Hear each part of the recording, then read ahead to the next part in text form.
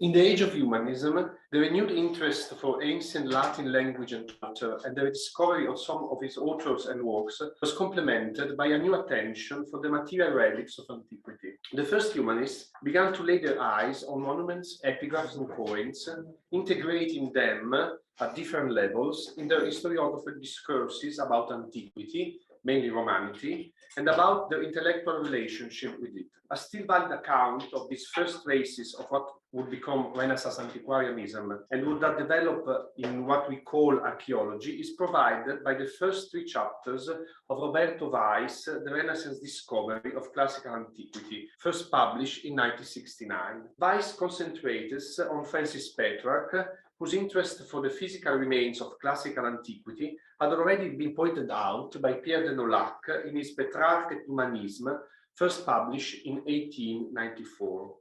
Although both scholars had a deep knowledge of Petrarch's works and of some of the manuscripts belonging to his library, the discovery of many other books owned and used by Petrarch in the following decades, along with the development of the studies on his marginalia in recent years, made their account on Petrarch's antiquarianism dated and in need to be revised. As for the other middle humanists considered by Weiss, one could argue that not much has changed. This relates to the very nature of these first traces of antiquarian interest. Indeed, we are not talking about systematic works or treatises, as Biondo Flavio's Italia Illustrata, but rather of short notes or observations dispersed in rather medieval historiographical compilations, most of which still unpublished. For Petrarch too, some of the most interesting observations he made are to be found in some autographs' erudite annotations on the margins of his books. This aspect made it difficult to both identify this kind of observations and explain them, and to understand their exact cultural meaning. Today, I will present some examples of these antiquarian traces from early 14th century Italian works up to Petra and Boccaccio. I will reflect on their relevance in the development of humanistic culture. I will turn back to Weiss's pages, retracing some well-known data, adding some new ones, and challenging some of his conclusions. You can find a complete account of most of the case studies that I will mention today, scattered in a handful of essays I have published in the last 10 years. In a famous letter to his friend Giovanni Colonna de Gallicano, a Dominican friar, Petrarch reminded him of their works to the ruins of Rome in 1337, providing him and us with a literary description of the pagan but also early Christian city. It isn't, however, a real description of this, but making an erudite list of monuments and rich with some details about the history. The cultural and historical memory prevails over the personal one. Petrarch's main sources are the works of the ancient Latin authors living in the first place, but he also knew and used the so-called Mirabilia Urbis Romae, a group of medieval texts whose tradition goes back to the middle of the 12th century. Here the monuments of the eternal city are described combining very objective elements with fables, legends, and fantastic identifications. Indeed, some medieval legends still find place in his letter to Giovanni Colonna. And the third one, yes, this is the most odd of the three, perhaps, in this slide. Here was the contest in talent and skill between Praxiteles and Phidias over so many ages, depicted in stone.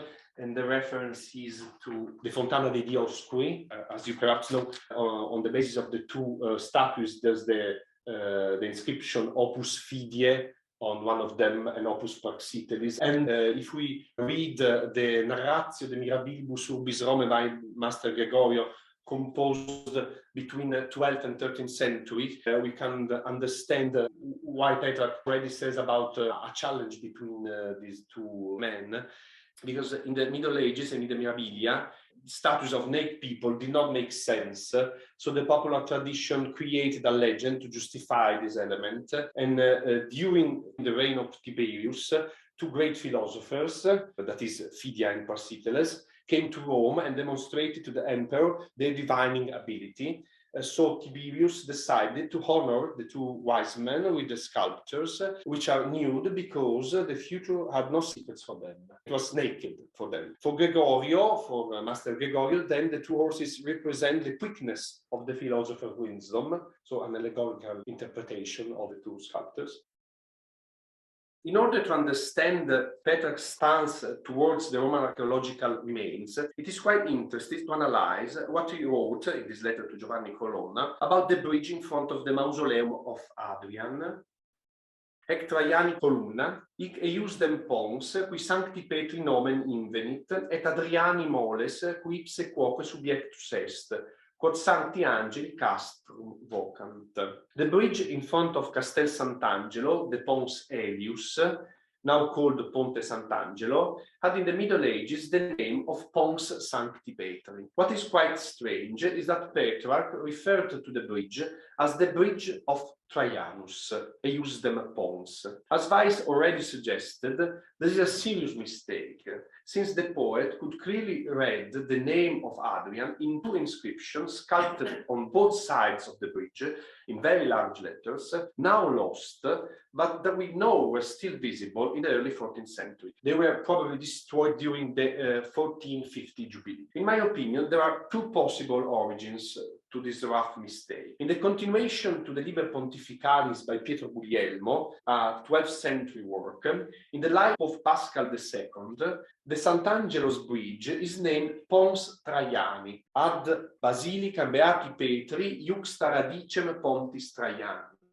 Since we know that Petrarch could have read this version of the Liber Pontificalis, it is possible that for writing his description, Petrarch used this work and not the sizable inscription which he must have seen during his visits to the ruins of Rome. There could indeed be another explanation. At the end of this slide, there was the transcription of the inscription. There could be indeed another explanation. We know the text of the inscription through some medieval and humanistic transcriptions.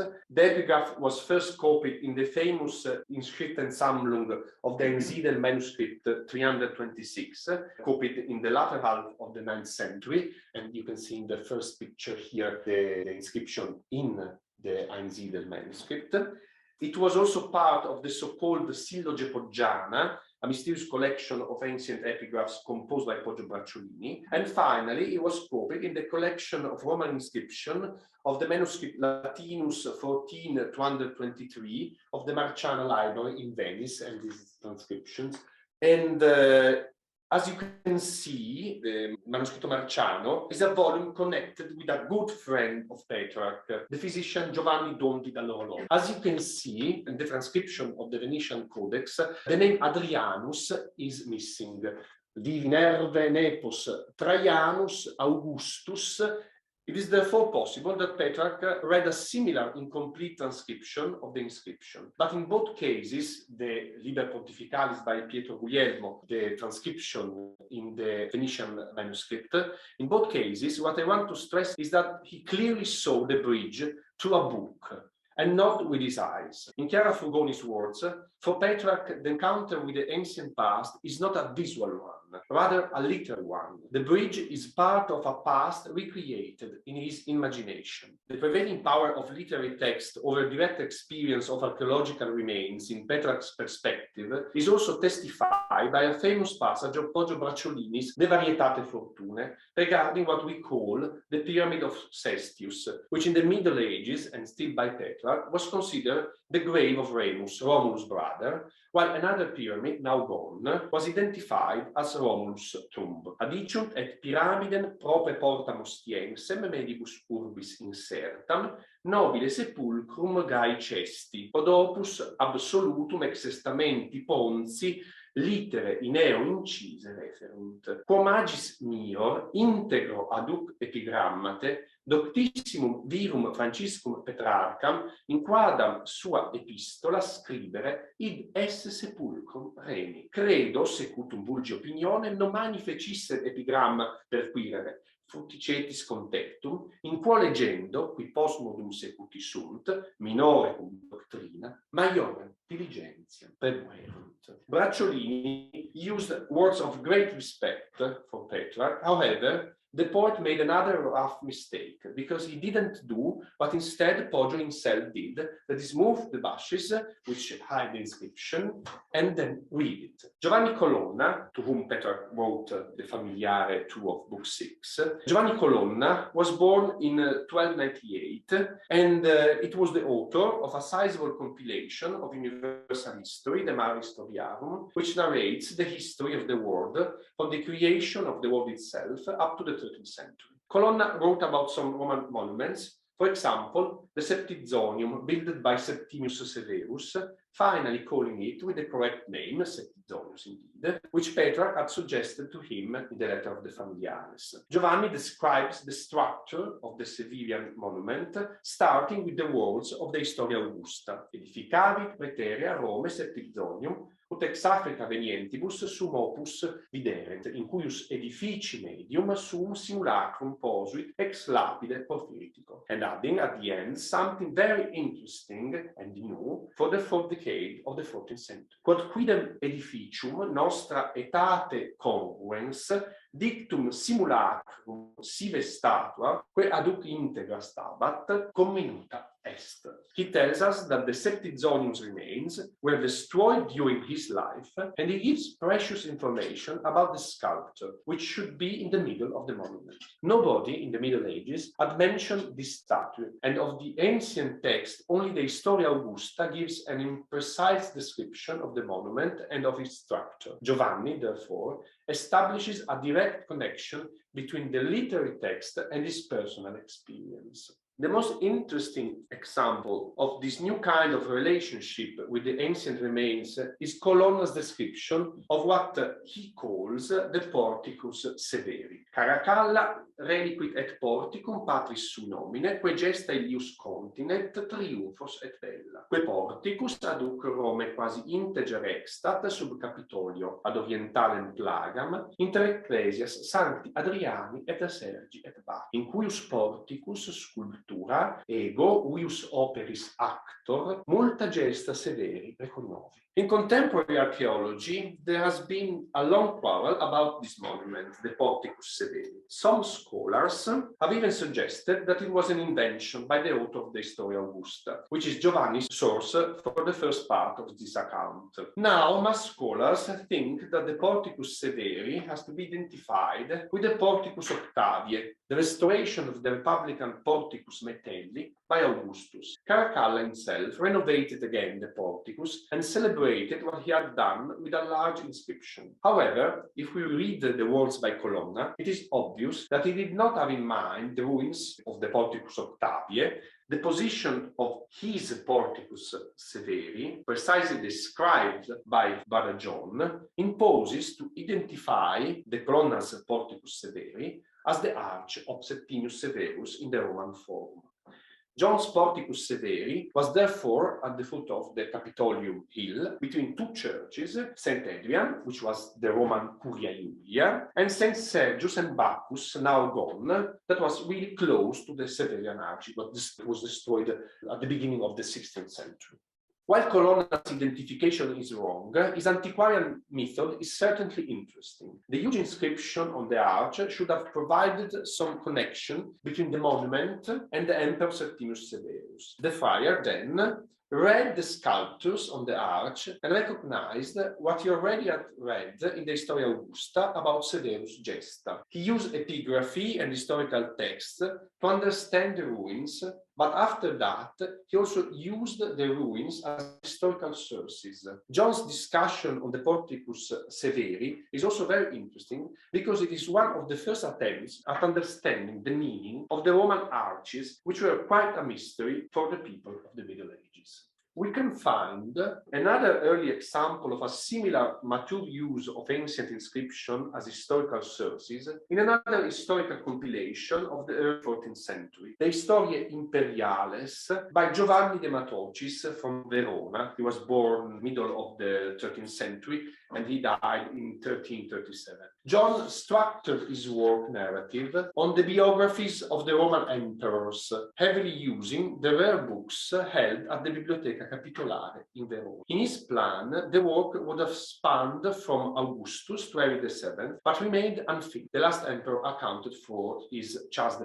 Recently, Monica Berthet proved that Petrarch read John's Historia Imperialis in the autograph copy, today the manuscript KG I7 259 of the Vatican Library. And very recently, editing some section of the still unpublished Historia for her MA thesis, a student of mine, Laura de Luisa, identified this passage. It is at the very end of the life of Gallienus. Hic Gallienus apud Veronam fecit fieri porta milla sublime, que nunc dicitur bulsarorum, iuxta muros antiquos, sicut satis apparet in litteris indicta porta sculptis. In this case, all the elements are immediately and perfectly clear. John, who lived in Verona his whole life, must have seen the Porta Borsari many times, and he took the time to start reading the inscriptions, being therefore able to use a Roman ancient epigraph as a proper historical source. It wasn't an obvious thing to do,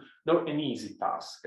In all the cases I mentioned, even for Poggio, reading and understanding an ancient inscription was rather difficult, since understanding epigraphic shortenings remained a complicated job for a long time.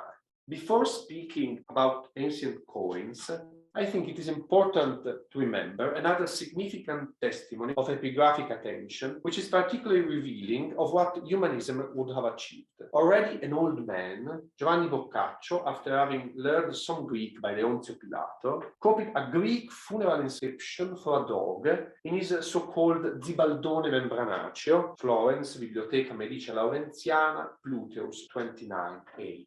This epigraph was then still visible in San Felice ad Ema, a village nearby Florence. As Augusto Campana pointed out, it was the first time in the modern era that a Latin person copied a Greek inscription. La prima iscrizione greca che mai sia stata trascritta in Occidente da un rappresentante dell'umanesimo. And doing so, Boccaccio, as a good archaeologist, preserved the inscription, since the original stone is now lost.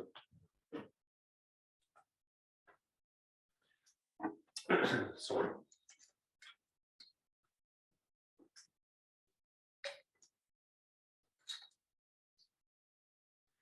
While giving little importance to Roman epigraphs, Petrarch demonstrated a deep and vivid appreciation of Roman coins and for their legend, that is, their inscription. He owned a collection of Roman coins and used them both as historical sources and literary inspiration, being fascinated by the beautiful profiles of the Roman emperors and empresses. For example, he described the profile of Augustus in a coin that he owned as quasi-spirans, almost breathing. As he himself let us know, he also donated some of these coins to the Emperor Charles IV in order to encourage him to walk in the footsteps of his great predecessors. But Petrarch also used Roman coins as proper historical sources. Pierre de Nolhac did not know all the cases of Petrarch mentioning ancient coins that we know, but he was indeed quite right in stating that the most surprising of them is the one concerning the two empresses named Faustina, that is Faustina the Elder, the wife of Antonius Pius, and her daughter Faustina the Younger, who married Emperor Marcus Aurelius. Commenting the passage Uxorem Faustinam Augustam appellari a Senato permisit, in his manuscript copy of the Historia Augusta, the main written record about these two women that he knew, Petrarch annotated, Ac appellatione est Faustina Maio ne penes in auro, similiter et minor, sed eo amplius P. Augusti filia. I have Faustina Maio, it est the elder, by me, with this name, it est Augusta, in a golden. I also have a coin of the minor Faustina, it est Faustina the Younger, but with this wider inscription, that is P. Augusti filia. This annotation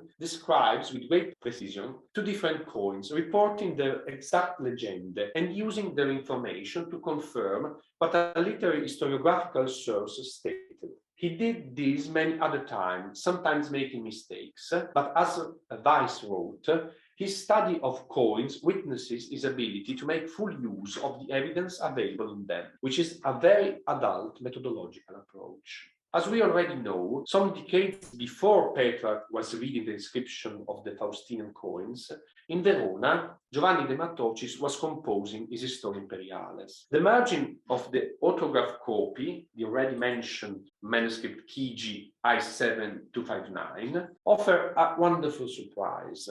For each emperor whose life John reconstructed, he also drew with great ability and precision a coin portraying him, sometimes also both faces of the same coin. He also tried to report the legende, transcribing them sometimes with precision, sometimes guessing the complicated sequences of names and titles implied by the numismatic shortenings. You can see here some of the emperors, Piero d'Albinus, in the corner there is Pertinace, and this is Caracalla.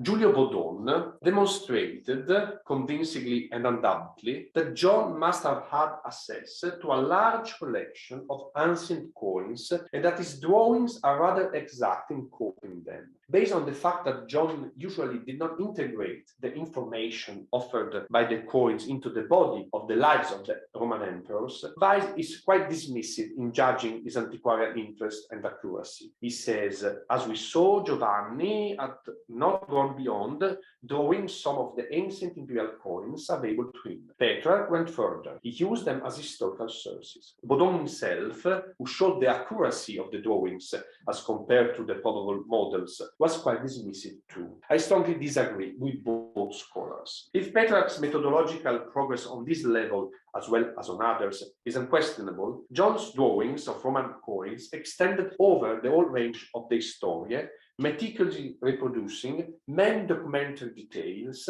and such activity cannot be dismissed condescendingly.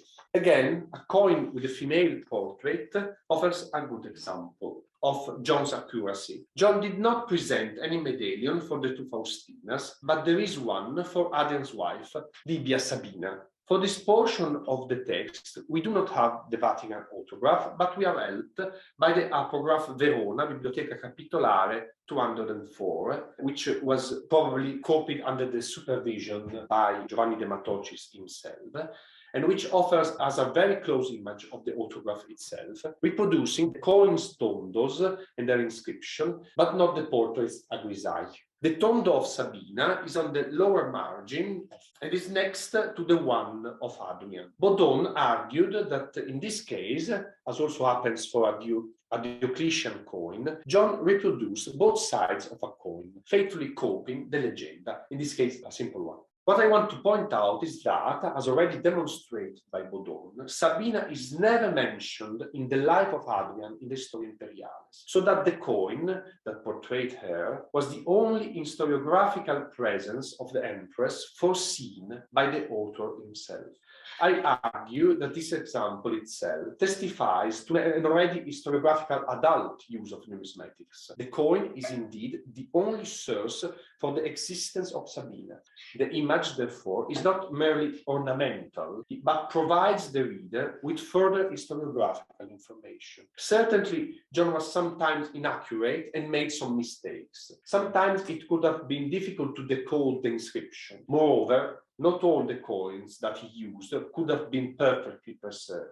But Petrarch himself stated that he read in a coin that Tiberius remarried Agrippina, his first wife, after the death of Augustus and of Julia, Augustus' daughter, whom he was forced to marry, divorcing Agrippina in the first place. And that we know is a gross mistake. There's no coin saying that.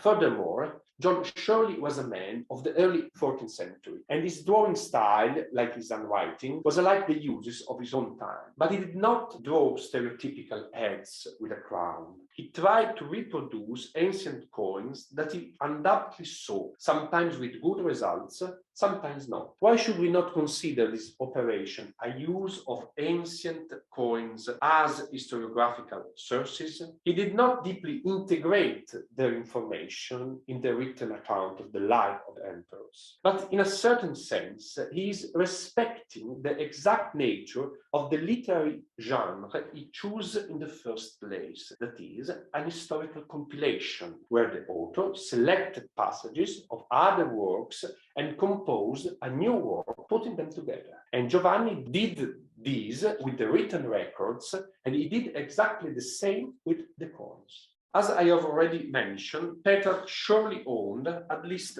2 coins portraying the empresses Faustina, the Elder and the Younger. Perhaps Boccaccio could have seen in his friend's collection the gold, silver and bronze coins of the Augusta herself, which he elegantly recalled in his De Mulieribus Claris, a large collection of lives of famous women, starting with Eve and with a contemporary queen, that is Queen Giovanna of Naples. In his Life of Faustina, Boccaccio confuses the elder and the younger Faustina, while his master Petrarch was able to clearly distinguish the two of them. But as for Augustus Vultus Quasi Spirans in Petrarch's Familiaris, the images of these coins, albeit motionless and monochrome, vividly evoke the ghosts of a world so beautiful that it dazzles readers, hiding for a moment even its sordidness, as in the case of Faustina. In Boccaccio's Life of Faustina, rather than an accessory element, referring to the coins becomes essential in order to understand the reasons of the contradiction between Faustina's black immorality and their deification. Indeed, the coins testified to her astonishing beauty, giving therefore a reason for her otherwise incomprehensible deification. The remains of antiquity constitute here an essential element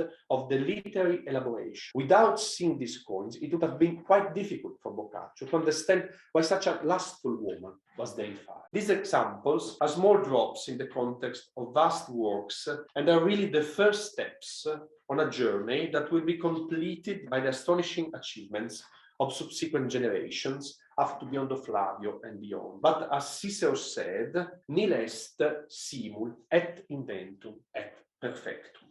Thank you.